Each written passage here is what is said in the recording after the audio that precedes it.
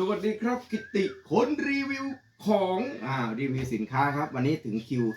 ที่กิติใช้ได้จริงซื้อมาจริงเอามาใช้งานจริงๆครับยี่ห้อเดลตันนะครับตัวนี้ครับเขาเรียกว่าแท่งตัดนะครับหรือว่าที่ตัดไฟเบอร์ตัดเหล็กนะครับท่านผู้ชมเหล็กทุกชนิดเลยครับเหล็ก2 หุ่น3 หุ่น4 หุ่นได้หมดเลยเหล็กก็อ้อยก็ได้นะครับกิติใช้งานอยู่นะครับ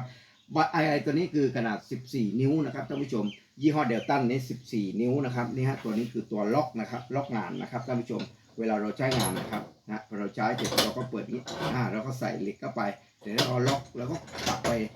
ล็อกที่เดิมนะครับแล้วก็ปลดไวมากครับท่านผู้ชมนะครับส่วนราคานี้ราคาถูกมากๆท่านผู้ชมกำลังลดราคานะครับเอาไปใช้งานนะครับรับรองว่าคุ้มตังค์แน่นอนครับขนาด 3,000 วัตต์นะครับความแรงนะ 3,000 วัตต์นะครับเอาไปใช้งานไม่กินไฟด้วยนะตัดดีด้วยนะครับท่านผู้ชมตัดดีตัดทนใช้ดี